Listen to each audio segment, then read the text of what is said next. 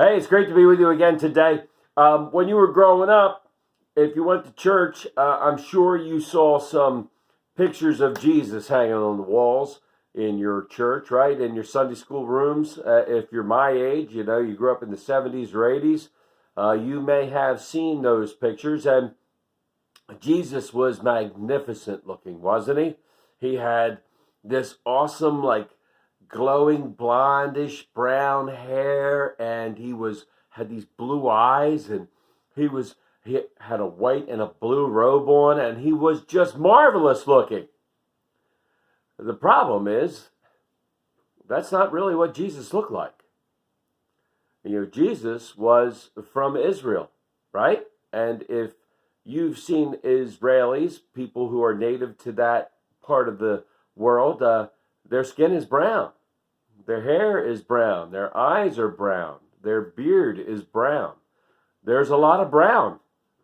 Jesus had a lot of brown on him. And I think sometimes we forget that, and we kind of construct this Jesus that, well, we want him to look and sound a certain way, and we want him to agree with us, right? We create our own Jesus who fits our mold.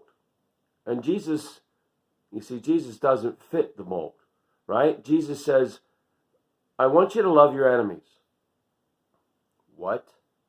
I want you to love your neighbor as you love yourself, which means that for me to love my neighbor, I must also love myself.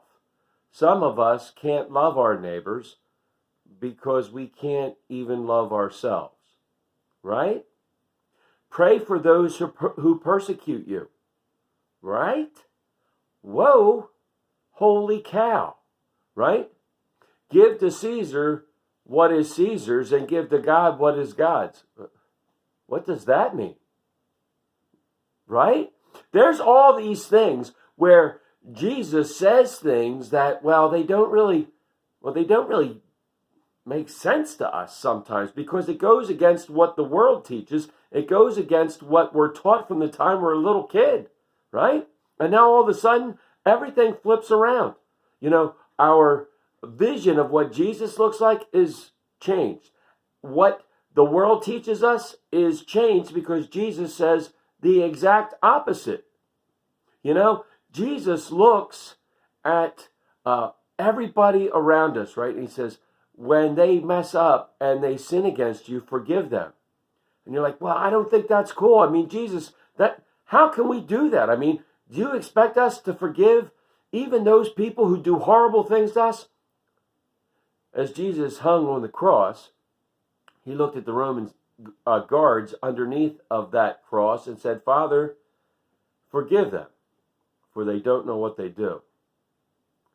You see, we need to adapt what we do and say and how we act and how we see Jesus.